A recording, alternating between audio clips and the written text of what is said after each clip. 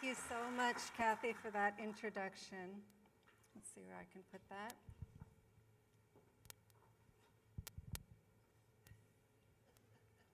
I want to have some slides for you. I will in a minute. So with my brief 10 minutes up here on stage, my job today is to provide you with some metadata before we hear about the data.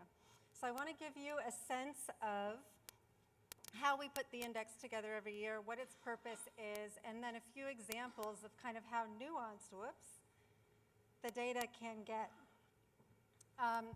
You will notice that the index is very data-centric.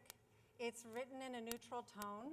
It is meant to be that way. It's meant to be a collection of data points that would be adequate dinner table conversation. And if they're not adequate dinner table conversation, then I think we're not doing our job. Like how interesting or relevant could they be? And that is a goal of ours. We are not presenting any sort of, I cannot see my slides. Can I get my slides here? Thank you. We're not presenting any sort of agenda. We're not trying to advocate for something in particular, but I do want to make it clear that we are trying to keep in line with our organizational mission and vision to have a region that is rooted in data, trying to make changes and working together. So those things are really important to us. May I please have my slides here? I cannot see anything I'm doing, or there. Thank you, thank you. All right, we envision this region to be like this, and that is how we want the index to be, really kind of helping to inform the regional decision making. The next thing I want to let you know is that we have been doing this for a very long time, since 1995, in fact. And I know what you're thinking. I must have been doing this since I was a baby. Yeah, well, there you have it. Shameless, cute baby picture. Actually, I've been doing this personally long enough now that we have a Gen 2 researcher. I want to let you know that the index also lives online at siliconvalleyindicators.org. That is our online data hub. And on that data dashboard, you can access all of the data sets, click into sources, additional resources.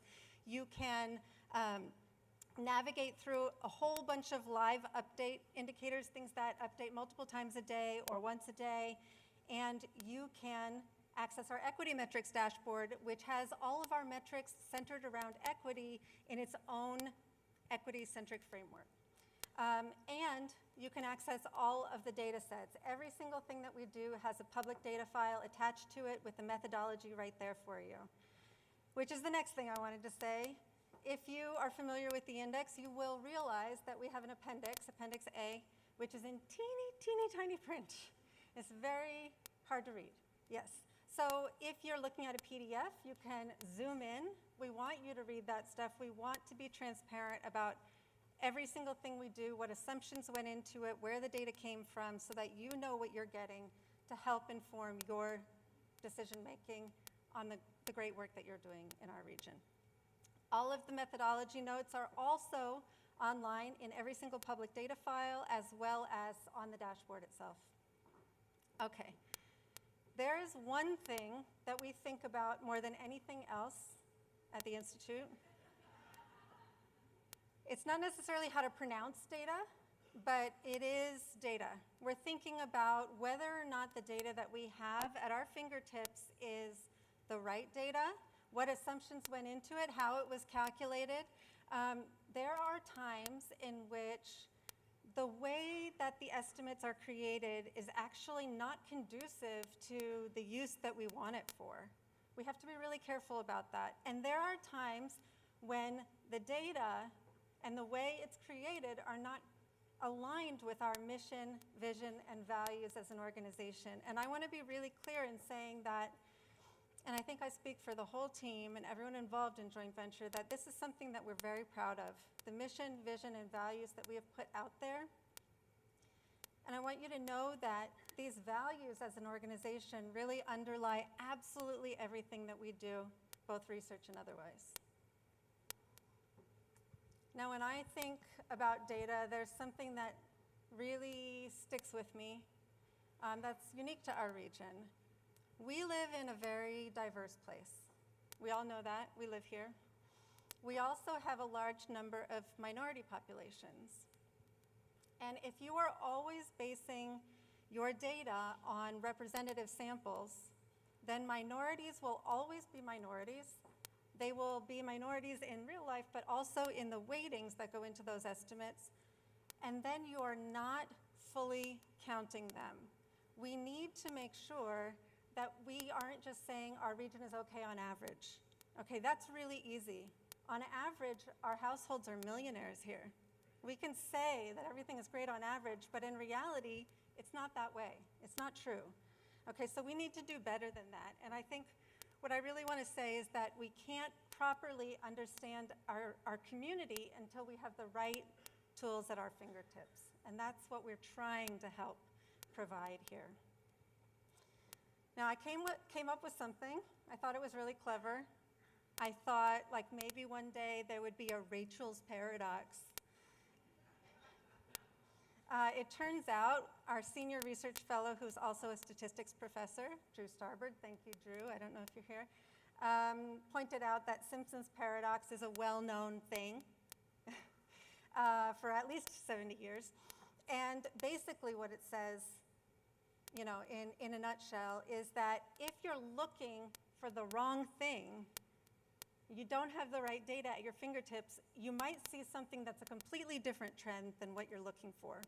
We have to be very careful about this, particularly when we have data sets that include minority populations, but all the time, really. I think what the real strength of the Silicon Valley Index is in looking across these 90-something indicators and hundreds of charts and tables every year, and putting the puzzle pieces together in a holistic way that allows us to really understand our community and inform regional decision making.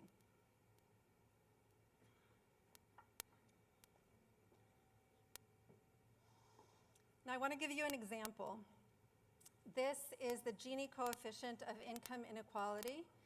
We published this chart in the 2020 index before we knew better. The Gini coefficient basically measures the extent of inequality, so the dispersion in the income distribution. And everyone uses it. In fact, if you Google Gini coefficient, you get 14 million results, okay? So a lot of people use this. This is the standard, common. And like most standards in our culture, it was created by a white man 200 years ago, okay? This particular one has a lot of interesting things. History has recorded some quite unfavorable things about this particular guy, but I don't think that's really relevant here. I just want you to know that the literature looks like this. Okay, and I remember taking calculus. I don't know if anyone here still knows how to do an integral, but this doesn't make sense, okay? And if we don't understand the data, the standard that everybody is using, then how can we really make use of it? Okay, so we're looking at this chart that we published in 2020, and we're the green line here. And it basically shows that the income distribution is more equal here than elsewhere. And it's increasing, but like not that fast, okay? It just didn't sit right. It didn't sit well. The more we thought about it, the more we realized that that can't be right. We all live here. It's palpable. You know, the extent of income inequality is increasing, and wealth inequality, which Russ will get into. So here's the basic example, okay? Someone's making $100 an hour, someone's making $10 an hour. They both get a 10% raise. Okay, by the Gini coefficient, this is equal. But we know that one person got 10 bucks, another person got $1. Okay, but you do this over and over and over again, and it compounds. It compounds over time. You can see the slope of this line going up and up and up. And I didn't run any integrals on this. I mean, it's going up, okay? So over time, the problem gets compounded.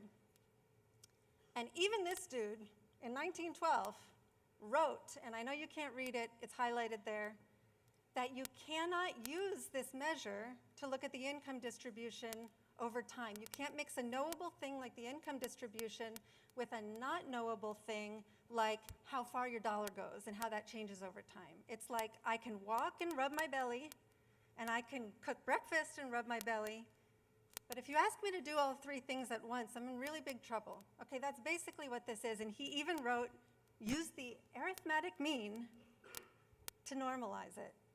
Okay, so that's what we do now, actually. I'll show you a chart. I just want to point out that the poverty threshold is just like this. It goes up by inflation every year. It was originally based on 1/3 of gross household income in the 1960s, assuming 1/3 gets spent on food. I don't think any of us spend 1/3 of our gross income on food. Okay, so this is why now the poverty thresholds are gross underestimations of poverty in our region, but elsewhere as well. All right, here's the chart that you'll see in this year's index, and we've been publishing this for several years. We're still the green line here, and you can see the extent of income inequality is higher here than elsewhere, and it's going up more quickly, and particularly since 2018, the rate has accelerated. That feels more correct. This is normalized to average incomes. It takes into account the skew of the distribution, and I think this is what we need to be doing, is thinking about the data. Does it make sense? Is it helping us? And then continuing to make it better. If you Google this, the absolute Gini coefficient, it's called, you get, thank you, Google snippets. That is straight out of the Silicon Valley Index, everyone. I want to also mention that this year you will not see any BMI, body mass index, measures in the index. We will add something else in future years. I could go into this. I'm going to save it for another day, but suffices to say that it doesn't pass muster. It's not going in, okay? The one thing I want to leave you with, because I'm out of time, is that our main goal every year is to make the index better and more robust and more helpful than it was the year before. It's really simple. We are really open to your questions, your comments, your ideas, your partnerships. So please find me during the event, contact me afterwards. Again, my name is Rachel Massaro. I'm our Director of Research, and I'm really happy to connect with you. I want to take 10 seconds here to thank our research team. They are absolutely fantastic. Not just them, we have dozens and dozens of people who contribute to this publication every year, and they are not forgotten at all. Our research team actually is good at math. And that's all I've got. So with that,